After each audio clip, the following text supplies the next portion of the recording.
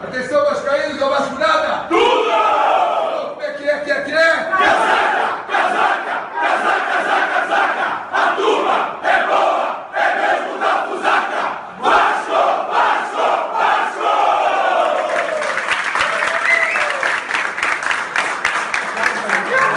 Olá, você vascaíno, você vascaína, seja mais uma vez muito bem-vindo aqui ao canal do Vascão Eterno. Pessoal, esse vídeo aqui demorou para sair. Ele não é exatamente um pós-jogo, mas é um certo desabafo.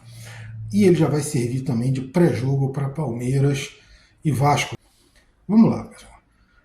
Mais do que o resultado, me incomodou muito foi a postura do time em campo, a pegada de alguns atletas do time. Sim, nós já sabíamos que alguns jogadores não têm essa qualidade e essa pegada necessária para enfrentar um time como o do Flamengo. Veja bem, o time do Flamengo é mais técnico. Isso aí é indiscutível. Mas times muito, ou não vou dizer tão assim, muito, mas times com menos qualidade técnica que o time do Vasco tem segurado o Flamengo. Né? Um exemplo é o time lá da Amazônia, lá do Amazonas, que tomou em 2 jogos, quase tomou 2 gols apenas do Flamengo. Ou seja, conseguiu segurar o corpo. Mas por quê? Por causa da intensidade de jogo. E o Vasco entrou em campo mal armado. Culpa do técnico, mas não só dele. Porque assim, conversaram com ele, falaram que o torcedor gosta. Ora, meus queridos vascaínos, todo torcedor de qualquer clube quer ver o seu time jogando para frente, quer ver o seu time envolvendo o adversário, aplicando goleadas históricas no seu adversário. Mas para você fazer isso, você tem que ter time. Você tem que ter um time capaz de fazer isso. O Vasco não tem. É só a gente olhar para o nosso campeonato carioca e nós vermos que fomos eliminados pelo poderoso Nova Iguaçu. Todo respeito ao Nova Iguaçu, não tem nada contra o Nova Iguaçu, mas assim, é inconcebível que um time que tem a folha salarial do Vasco seja eliminado por um time que tinha, porque o time meio que já se desfez, que tinha a folha salarial do Nova Iguaçu. E da forma que foi, o Vasco não conseguiu colocar dificuldade ao Nova Iguaçu. Ele não conseguiu enfrentar o Nova Iguaçu. O Nova Iguaçu dominou o primeiro jogo, onde era para ter goleado o Vasco. Eles saíram na frente, o Vasco foi achar um gol no final do jogo. O Léo Jardim foi o melhor homem em campo no primeiro jogo da semifinal. O Vasco achou um gol e uma sobrevida para o segundo jogo. O segundo jogo foi um massacre do Nova Iguaçu. O Vasco não viu a cor da bola. E estamos falando de um clube, de um time que tem uma folha salarial entre as maiores do país. Segundo informações aí divulgadas em alguns canais, é a 6ª maior folha do país.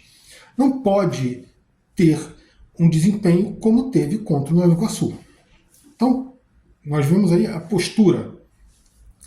Aí você tem o Álvaro Pacheco pegando esse time completamente desmontado, porque o time, vamos entender uma coisa, o time que terminou o Campeonato Brasileiro no ano passado não é o mesmo que está jogando esse ano. Peças extremamente importantes saíram e não foram repostas. Tá? A única peça interessante realmente que veio esse ano, vamos dizer que o Adson também seja, mas não é tanto, porque até agora ele também mais ou menos disse a que veio, não disse muito. Mas a princípio, que seria interessante, seria o João Vitor, que foi expulso contra o Flamengo. Que também não disse a que veio, mas assim, você pagar 8 milhões por um atleta que é reserva do Benfica, e com todo respeito também ao Benfica, o campeonato português é um campeonato horroroso. A verdade é esta, o campeonato português é um campeonato muito ruim. Tá? E o cara não conseguia ser titular num time que nem ao menos ganhou esse campeonato. Então você paga 8 milhões por esse jogador. Aí pagou mais 3,5 para um jogador que foi... porque ele foi artilheiro de um time... Cara, pelo amor de Deus, assim, são valores absurdos para jogadores que não valem 10% disso, 20% disso. Vamos lá, o João Vitor talvez valha aí 3 milhões, 3,5, jamais 8. Não interessa onde ele estava. Então, se fosse um reserva do Barcelona, do Real Madrid, talvez valha esse dinheiro. O reserva do Benfica, que não entrava em campo praticamente, não pode valer isso. Mas tudo bem, trouxe. E ele pouco usado, mal usado. E aí você tem um erro estratégico do Álvaro Pacheco, induzido pelas conversas que teve dentro lá do CT, de como a torcida gosta de ver o Vasco. Como eu falei, a torcida gosta de ver o Vasco, ou qualquer torcida gosta de ver seu time indo para cima, envolvendo o adversário, aplicando goleadas históricas. Você tem que ver se você tem time e contra quem você vai jogar. Aí o cara me arma uma linha de 5 e deixa o melhor meio-campo. É o melhor meio-campo do Brasil. Meio-campo bastante rápido. Vir de frente em velocidade. Sem marcação. Porque ele abriu o meio, ele não colocou ninguém. Mas é porque ele achou que estava bem defendido. Não estava. Qualquer defesa só é bem defendida, só é uma defesa sólida, dependendo do apoio que tem do meio campo. E até, às vezes, do ataque. Por exemplo, o Peck sempre fechou o lado direito. Né? Então, assim, qualquer defesa, ela só fica sólida, e essa foi a diferença do Vasco do ano passado. Ela tinha auxílio do meio campo e até do ataque, e esse ano não tem. Por isso que o Vasco está tomando tantos gols. Não é porque os zagueiros do Vasco sejam horrorosos e estejam jogando muito mal, é porque eles estão extremamente expostos. O Sforza é um marcador horroroso. O Galdames nem marcador é. Eu não sei nem o que o Galdames é. Porque assim, ele não arma, ele não marca, ele não chega na área, ele nada. Ele não faz nada em campo há vários jogos, tirando uns 2 ou 3 jogos, logo que ele chegou contra times praticamente inexpressivos do Carioca. Ele nunca fez nada no time do Vasco. Não faz nada. Da onde que tiraram que esse cara tem que ser titular do meio de campo, ainda mais como volante? Então, assim, o Álvaro Pacheco até apresentou uma parte tática interessante. O time começou o jogo compactado. Você via o time do Vasco jogando ali em algo em torno de 20, 25 metros. Estava compactado. Só que Galdames e Sforza não dão a consistência suficiente. Sabemos que o Payet não tem capacidade disso. Seja porque nunca foi característica dele, seja por causa da idade. Ele já não tem mais condições de estar indo e voltando para fechar meio campo. Então, sim, ele pode estar em campo e deve estar em campo, mas ele não pode ter esta função de ir e voltar para marcar. E você teve ali, enquanto o Galdames e o Sforza ainda correram, você ainda teve algum auxílio à defesa. Daqui a pouco eles pararam, se perderam. Galdames ia, não voltava. O menino, o Aylan também ia e voltava, não voltava.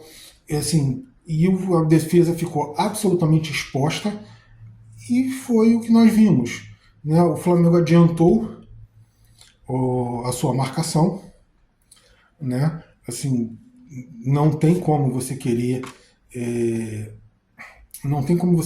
que a defesa do Vasco, que não é lá essas coisas de técnica, e dificilmente uma defesa é tão técnica assim, saia jogando com uma marcação, pressão. E você não tem o meio campo para receber e desafogar essa defesa. O resultado foi a virada no primeiro tempo, a expulsão do João Vitor, e no segundo tempo todo mundo pensou assim, agora ele vai fechar a casinha para tomar um gol a mais no máximo, de repente faz mais um, toma de 4-1, 4-2, assim, é um resultado esquisito, mas assim, ainda passável, né? Mas não. A princípio o Vasco foi para cima, tentar empatar o jogo e tomou 6. Tomou 6. Depois do 4, virou avenida. O Flamengo não fez 7, 8, porque não conseguiu. Mas eles tentaram. Eles tentaram. Não foi mais vexatório. Primeiro porque o Léo Jardim fez algumas boas defesas. Assim, nada também esplendoroso, mas fez algumas boas defesas. E eles não conseguiram, a verdade é essa. Mas eles tentaram. Né? Porque virou passeio, como muitos falaram aí, parecia um time de 15 anos jogando contra adultos. Né? Então, assim, eu não gostei da postura. Eu espero que o Álvaro Pacheco entenda a limitação. Não é nem do elenco, vamos dizer isso bem claramente, não é nem do elenco em si, é do meio-campo. O Vasco não tem meio de campo.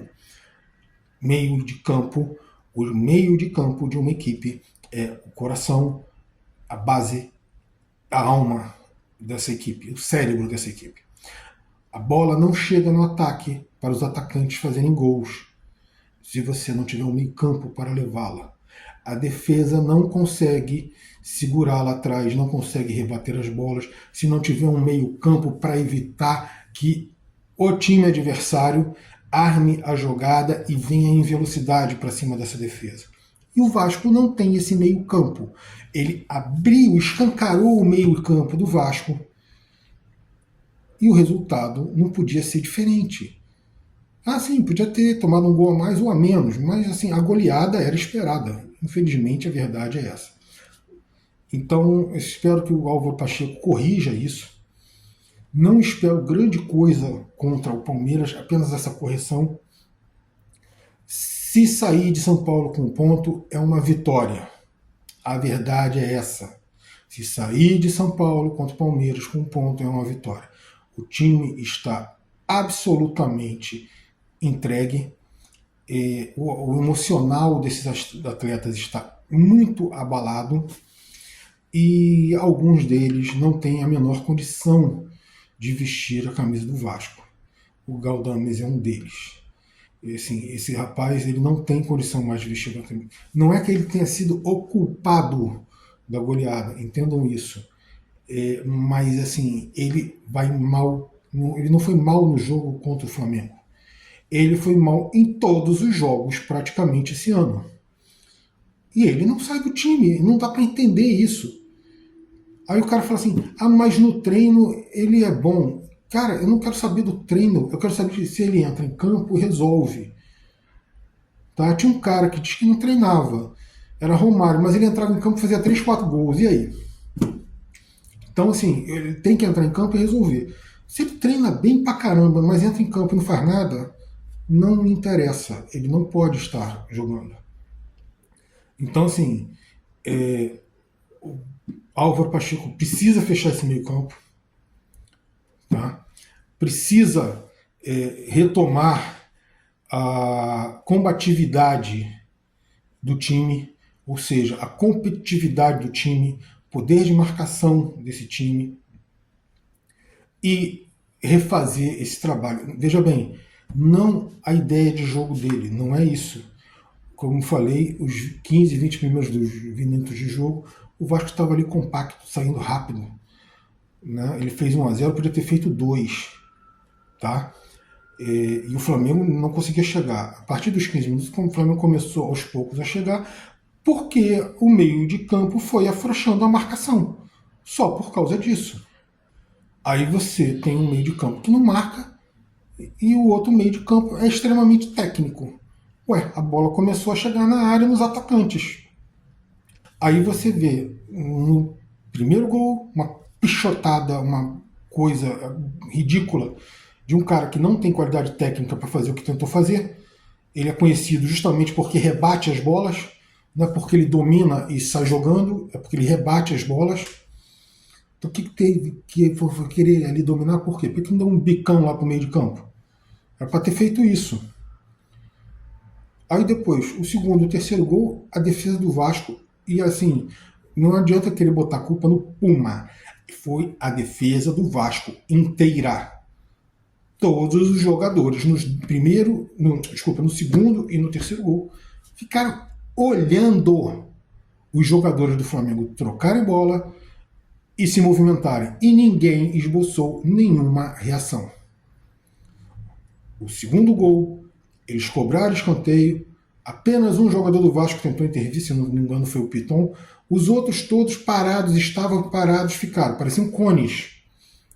No terceiro gol foi pior ainda. O Davi Luiz se movimentou na área, tinha um buraco no meio da área, o Davi Luiz se movimentou, sem ser incomodado por ninguém, a bola veio, ele virou, ajeitou o corpo, bateu, sem ser incomodado por absolutamente ninguém, todos, absolutamente todos, olhando ele fazer isso.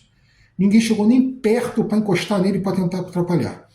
Então, assim, a postura, a goleada não foi um acaso, assim, porque eu já falei até aqui no canal, assim, de vez em quando acontecem essas goleadas entre clubes grandes, não são normais.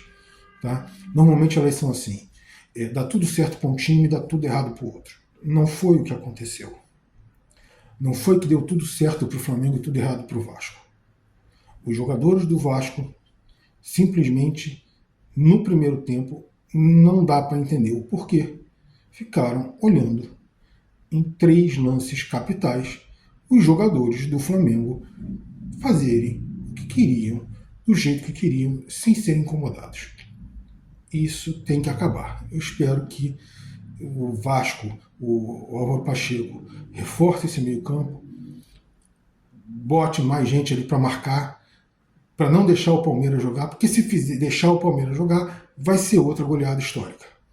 Então, assim, tem que marcar, tem que fungar no cangote dos caras, tem que competir. Futebol hoje não se ganha com um toquinho bobo de lado para o lado e fazendo firula. Futebol se ganha com disposição. Claro, você tem que ter qualidade técnica, mas é muita pegada, muita disposição, muita competitividade. Se você não fizer isso, se você não levar isso para dentro de campo, você não ganha de ninguém. Nem de jogadores de 15 anos. Quanto mais de jogadores extremamente tarimbados, técnicos, que estão acostumados a ganhar títulos. Então, assim, esperamos que o Vasco e o Álvaro Pacheco corrijam isso já agora nesse jogo do Palmeiras. Algum tempo atrás, eu coloquei um vídeo aqui, temos que botar um ônibus lá atrás. E continuamos assim, porque nós não temos time. Nós não temos time para jogar de igual para igual contra Palmeiras, contra Flamengo, contra Atlético Mineiro. Infelizmente, nós não temos time para isso. Tá? Então, nós temos que vestir a carapuça, sermos bastante humildes e jogarmos dentro das condições que nós temos de jogar. Porque muito pior do que jogar retrancado é perder de goleada e ser rebaixado. Isso aí, pessoal. Valeu vocês, vascaínos e vascaínas que estiveram aqui hoje. E até o nosso próximo vídeo.